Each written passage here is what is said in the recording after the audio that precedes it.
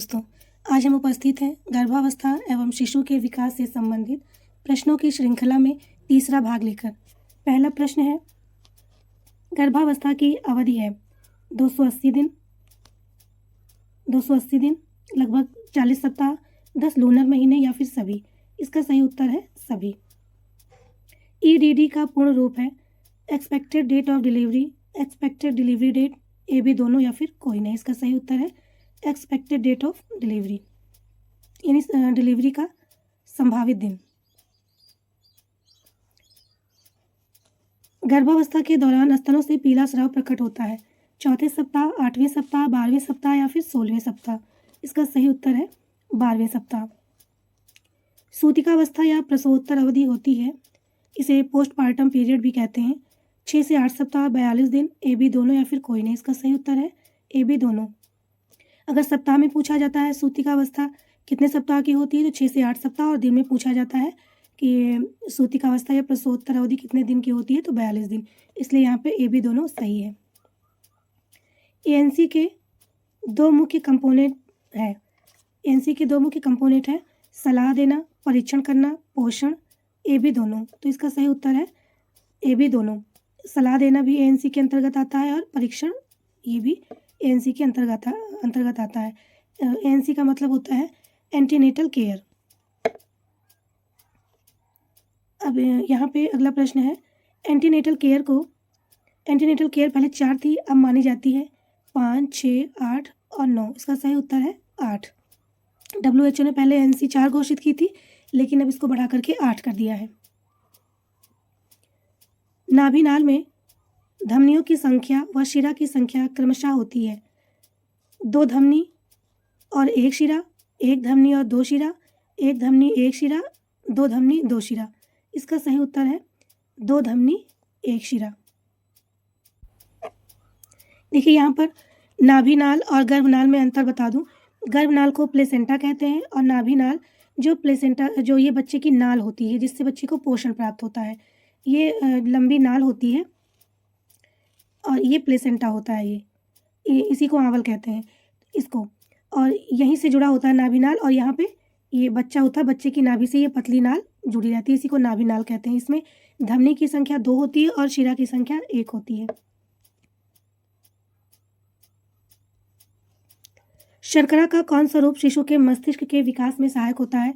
Sucrose, galactose, glucose या फिर सभी। इसका सही उत्तर है ग्लूकोज।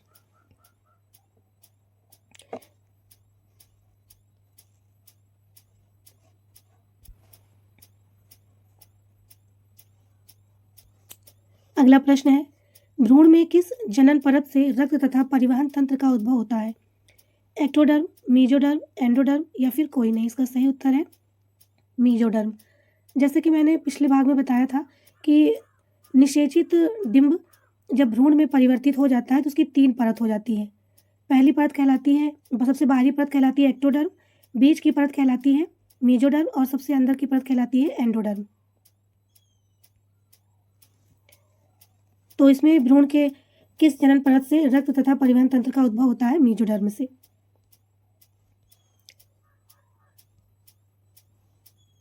ये अगला प्रश्न है, भ्रूण में किस जनन परत से त्वचा बनती है? एक्टोडर्म, एंडोडर्म, मीजोडर्म या फिर सभी। इसका सही उत्तर है एक्टोडर्म से। एक्टोडर्म से त्वचा बनती है भ्रूण की। अगला प्रश्न है, पुरुषों में पाई जाती है गर्भाशय, भग, लेबिया, काउपर ग्रंथि। इसका सही उत्तर है काउपर ग्रंथि पाई जाती है। गर्भाशय, लेबिया, मेजोरा और भग ये महिलाओं में पाई जाती है। प्रत्येक मासिक चक्र के दौरान अंडोत्सर्जन होता है 2 अंडाणुओं का, 1 अंडाणु का, 2 से अधिक, कोई नहीं।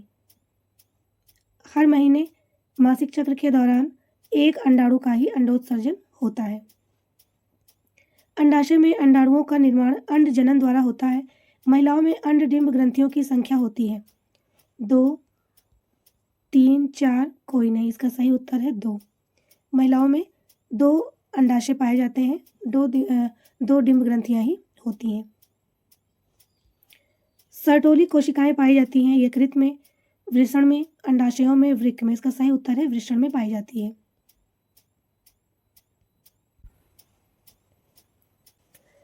अगला प्रश्न है 3 से 5 दिनों तक चलने वाले सामान्य नियमित मासिक धर्म की स्थिति को जाना जाता है अनार्त चक्र, रजनोवृत्ति, मासिक धर्म या फिर सभी।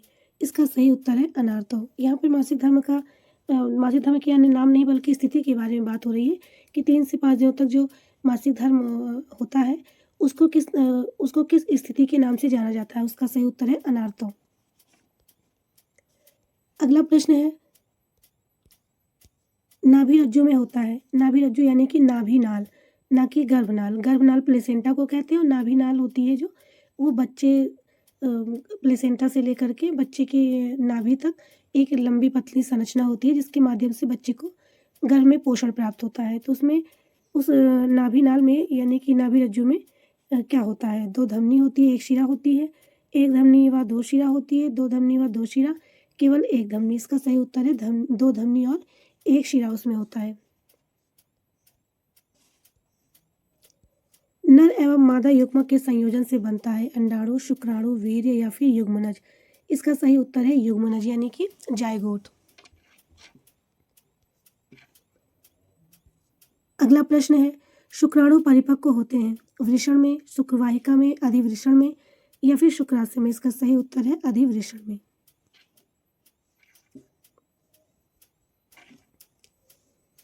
अंडवाहिनी का अंतिम भाग कहलाता है एम्पुला, इस्थमस, फिम्बरी या फिर इनफंडिबुलम। इसका सही उत्तर है इस्थमस। अगला प्रश्न है इनफंडिबुलम में अंगुलाकार प्रवर्ध कहलाते हैं एम्पुला, इस्थमस, फिम्बरी या फिर इनफंडिबुलम। इसका सही उत्तर है फिम्बरी। यहाँ पे देखिए मैं एक चित्र बना रही हूँ।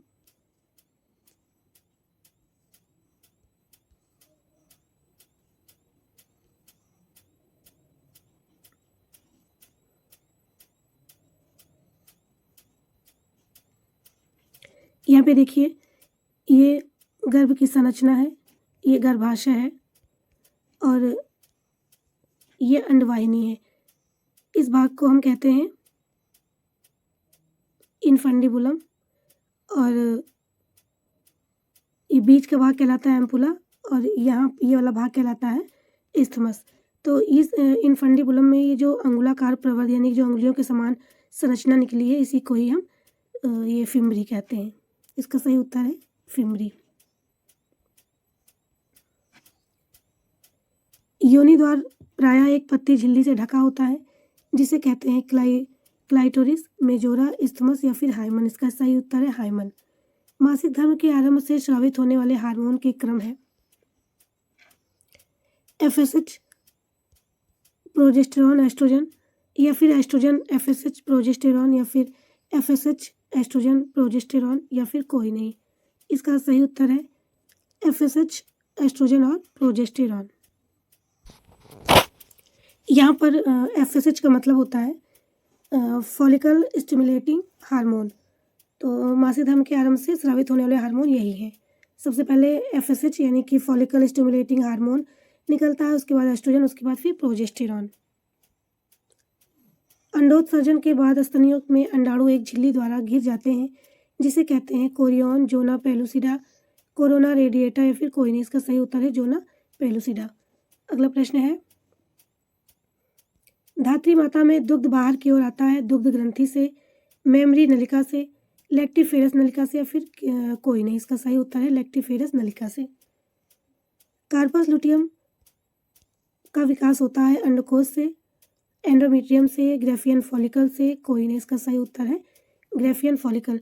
देखिए जो ग्रेफियन फॉलिकल होता है ये जो अंडाशय होता है इस अंडाशय में छोटी छोटी ऐसे संरचना होती है, इसी को कहते हैं ग्रेफियन फॉलिकल।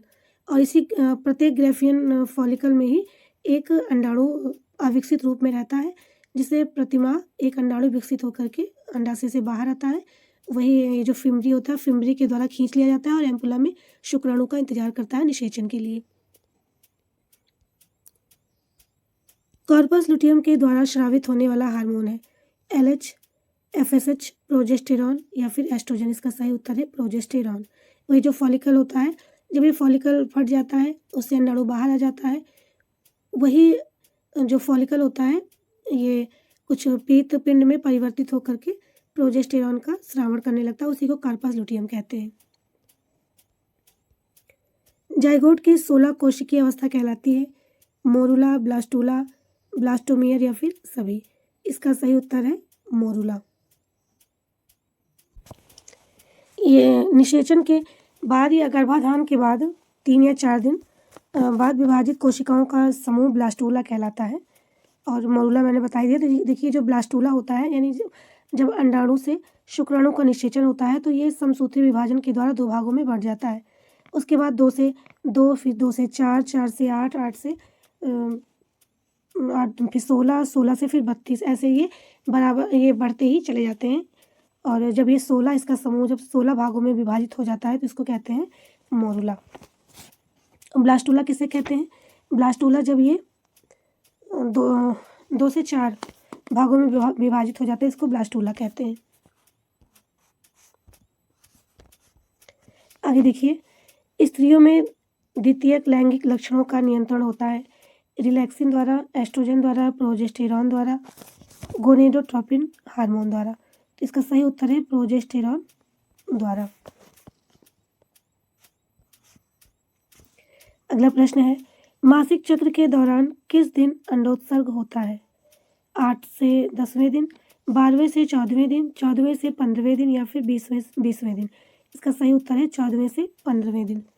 जैसा कि आप लोग जानते हैं कि एक अंडाणु को परिपक्व होने में 28 दिन लगते हैं और वो अलग चीज़ है। लेकिन 28 दिन के बाद परिपक्व होने के बाद ये मासिक चक्र के 14वें दिन ही ये अंडाशय से बाहर निकलता है और एम्पुला में अंडवाहिनी के एम्पुला भाग में जाकर के शुक्राणु का इंतजार करता है। तो इसका सही उत्तर हो गया 14वें से 15वें दिन। अगर ये पूछा जाए कि एक अंडाणु कितने दिन में परिपक्व होता है तो 28 दिन में, और परिपक्व हो करके मासिक धर्म के कितने दिन बाद वो अंडाशय से बाहर आता है, यानी अंडक्षरण कब होता है, अंडोत्सर्ग कब होता है? 14वें से 15वें दिन। और इसी दिन गर्भधारण की संभावना 99% होती है 14वें से 15वें दिन। मासिक धर्म के 14वें से 15वें दिन गर्भधारण की संभावना लगभग 99% होती है। अगला प्रश्न है, नर जनन कोशिका शुक्राणु उत्पन्न करती है शुक्राणु जनन द्वारा, स्पर्मेटिड्स द्वारा, ये भी दोनों, कोई नहीं। इसका सही उत्तर है शुक्राणु जनन द्वारा। परिपक्व मादा युग्मक के बनने की प्रक्रिया है शुक्राणु जनन, एक्रोसोम, अंड जनन या फिर कोई नहीं। इसका सही उत्तर है अंड जनन। यौनारंभ में के समय प्रथम आर्तोचक्र कहलाता है अंडाणु, शुक्राणु, रजोदर्शन, आर्तव। इसका सही उत्तर है रजोदर्शन। अगला प्रश्न है, कोशिकाएं जो एंड्रोजन का स्रावण करती है कहलाती है जनन कोशिका, लैंडिंग कोशिका, सर्टोली कोशिका या फिर कोई नहीं। इसका सही उत्तर है लैंडिंग कोशिका। ये पुरुषों में पाई जाती है, महिलाओं में नहीं पाई जाती है, और यही एंड्रोजन का स्रावण करती है। एंड्रोजन हार्मोन का, एस्ट्रोजन अलग हार्मोन है, ये महिलाओं में पाया जाता है और एंड्रोजन पुरुषों में पाया जाता है। गर्भाशय का भीतरी स्तर कहलाता है बायोमीट्रियम, एंड्रोमीट्रियम, जनन एपिथेलियम, कोई नहीं। इसका सही उत्तर है एंड्रोमीट्रियम।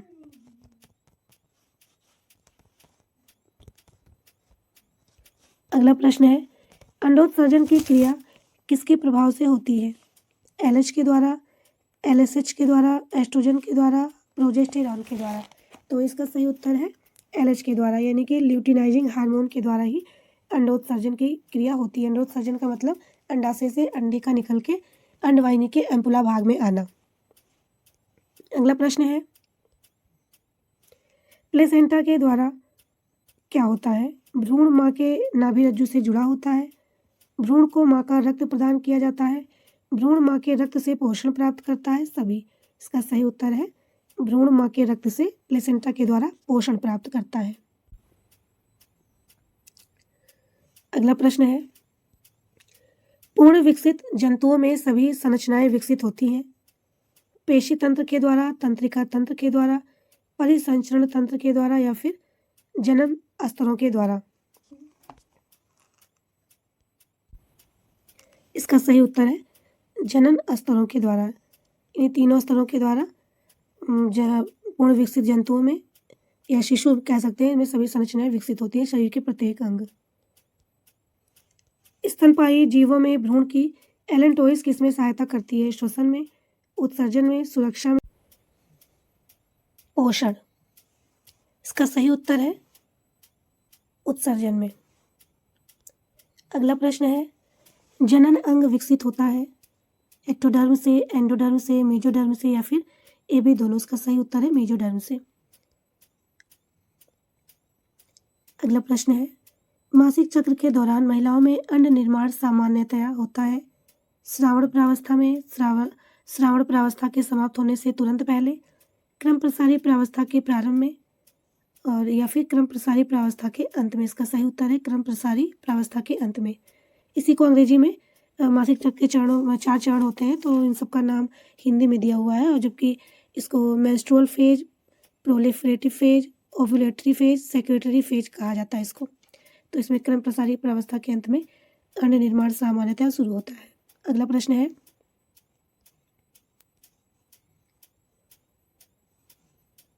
रजो चक्र का तात्कालिक शुरू हो जाना किस हार्मोन की उपलब्ध समाप्त होने का कारण होता है?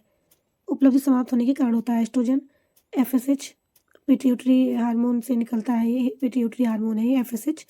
और अगला है प्रोजेस्टेरॉन, तो इसका सही उत्तर है प्रोजेस्टेरॉन।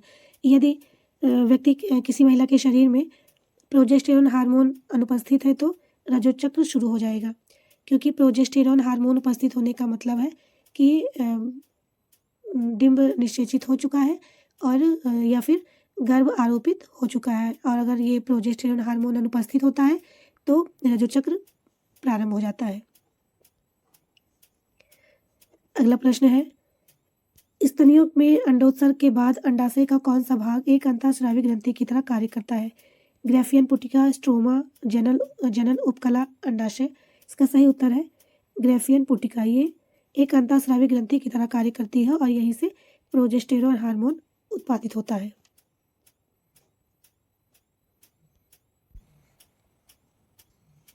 अगला प्रश्न है, मानव मादा में रजस्राव को किसके दिए जाने से आगे को टाला जा सकता है?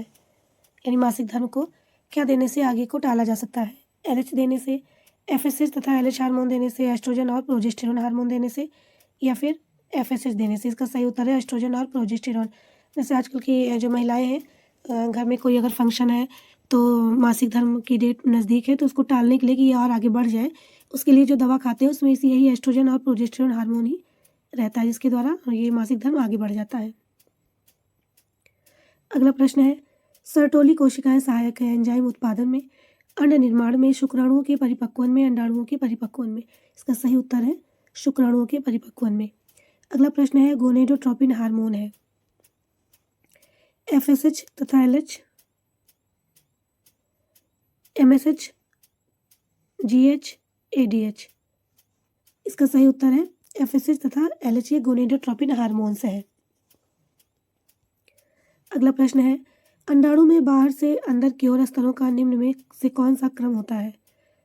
जोना पेलुसिडा पीतक कला, कोरोना रेडिएटा या फिर कोरोना रेडिएटा जोना पेलुसिडा पीतक कला, ए बी दोनों? कोई नहीं। इसका सही उत्तर है बी कोरोना रेडिएटा, उसके बाद फिर जोना पेलुसिडा, उसके बाद फिर पीतक कला।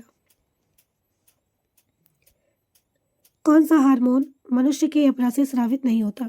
एससीजी, प्रोलैक्टिन, एस्ट्रोजन और ये प्रोजेस्टेरॉन। तो इसमें से कौन सा हार्मोन मानव की अपराध से स्रावित नहीं होता? इसका सही उत्तर है प्रोलैक्टिन। प्रोलैक्टिन हार्मोन मानव की अपरा यानी कि प्लेसेंटा से स्रावित नहीं होता, बाकी ये तीनों ही, ये और ये तीनों ही मानव की अपरा से स्रावित होते हैं। अगला प्रश्न है, किसके द्वारा प्रसव हेतु संकेतों की उत्पत्ति होती है? केवल अपरा द्वारा, अपरा तथा पूर्ण विकसित गर्भ द्वारा, ऑक्सीटोसिन द्वारा या फिर केवल पूर्ण विकसित गर्भ द्वारा? इसका सही उत्तर है ऑक्सीटोसिन द्वारा ही प्रसव के संकेतों की उत्पत्ति होती है। अगला प्रश्न है, एमनियोसेंटेसिस एक प्रक्रिया है हृदय में विकार जानने के लिए, दिमाग में कमी जानने के लिए, भ्रूण में आनुवंशिक विकास ज्ञात करने के लिए या फिर कोई नहीं? इसका सही उत्तर है सी, भ्रूण में आनुवंशिक विकास ज्ञात करने के लिए। सहेली गर्भ निरोधक गोली का प्रयोग किया जाता है रोजाना, साप्ताहिक, तिमाही या फिर मासिक। इसका सही उत्तर है साप्ताहिक। सप्ताह में एक बार ये गोली खाई जाती है जिससे गर्भ निरोध बना रहता है। कॉपर टी रोकती है अंडोत्सर्ग को, अंड निषेचन को, भ्रूण रोपण को, ये भी दोनों। इसका सही उत्तर है भ्रूण रोपण को। ये गर्भ में एंडोमेट्रियम लेयर पर भ्रूण को रोपण नहीं होने देती। जैसे देखिए यहाँ पे मैं चित्र पीछे बनाया था, यहाँ पे फिर बना दे रही हूँ।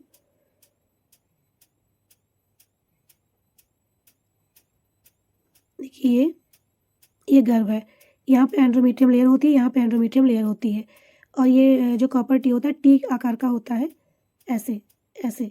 यहाँ पर एक ये अंडवाहिनी का मार्ग यहाँ से अंडवाहिनी को पूरी तरीके से रोकती नहीं, बल्कि एंडोमेट्रियम लेयर तक ये फैली रहती है। यहाँ से जब निषेचित डिम्ब आता है यहाँ पे प्रत्यारोपित होने के लिए एंडोमेट्रियम लेयर पर, तो ये आगे नीचे यहाँ पर बढ़ नहीं पाता है, वो इस मार्ग से होकर के बाहर निकल जाता है। मासिक धर्म के बाद, मासिक धर्म के दौरान बाहर निकल जाता है, बाकी एंडोमेट्रियम लेयर पर ये आरोपित नहीं हो पाता है। तो यहाँ पे कॉपर टी ना तो अंडोत्सर्ग को रोकता है, ना ही अंड निषेचन को, बल्कि भ्रूण रोपण को रोकता है।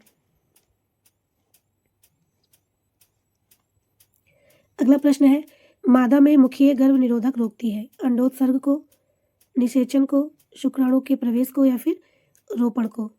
इसका सही उत्तर है निषेचन को ही रोकती है ये। अगला प्रश्न है, जन्म नियंत्रण की सर्वाधिक उपयुक्त विधि है गर्भपात, मुखीय गोलियां, बंध्याकरण, या फिर सभी। इसका सही उत्तर है बंध्याकरण, यानी कि नसबंदी, चाहे महिलाओं की हो चाहे पुरुषों की हो। अगला प्रश्न है, जन्म पूर्व भ्रूण को जांचने की विधि का नाम है लेप्रोस्कोपी, एमनियोसेंटेसिस, अल्ट्रासाउंड, या फिर सभी। इसका सही उत्तर है एमनियोसेंटेसिस। गर्भ निरोधक पुटिका में प्रोजेस्टेरॉन अंडोत्सर्ग को रोकता है, एस्ट्रोजन का दमन करता है, आरोपण को रोकता है, या फिर कोई नहीं। इसका सही उत्तर ही अंडोत्सर्ग को रोकता है।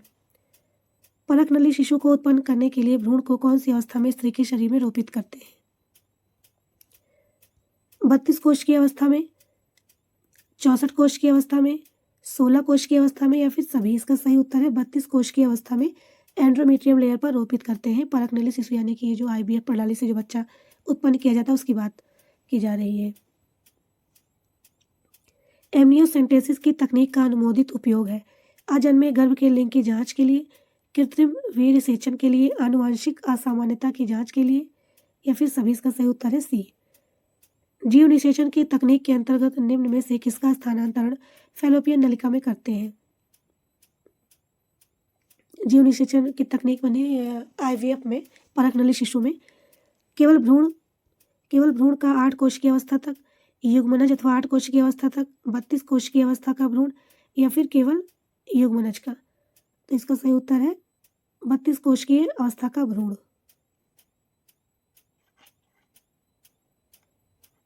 नहीं, देखिए ये अगर गर्भ में आरोपित करते हैं तो ये 32 कोश की है, और अगर फैलोपियन ट्यूब में करते हैं,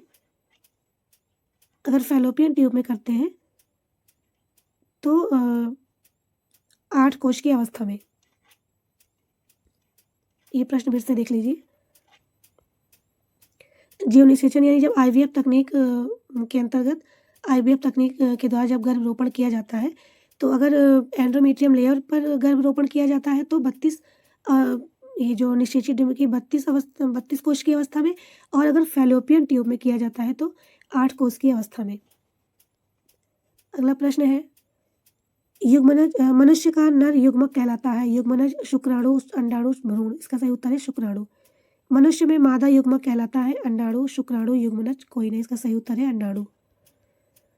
स्त्रियों में निषेचन होता है योनि में, अंडाशय में, अंडवाहिनी में, गर्भाशय में। इसका सही उत्तर है अंडवाहिनी में। कौन सा रिट्रोवायरस द्वारा उत्पन्न होता है? सुजाक रोग, एड्स, ट्राइकोमोनियासिस, या फिर सिफिलिस। इसका सही उत्तर है एड्स। एक स्वस्थ महिला के पूरे जीवन काल में कुल उत्पन्न अंडों की संख्या होती है लगभग 4540 या फिर 400। इसका सही उत्तर है 4000। आज का सेशन यही समाप्त होता है, और आशा है कि ये सारे प्रश्न आपके लिए बहुत ही उपयोगी सिद्ध होंगे। धन्यवाद।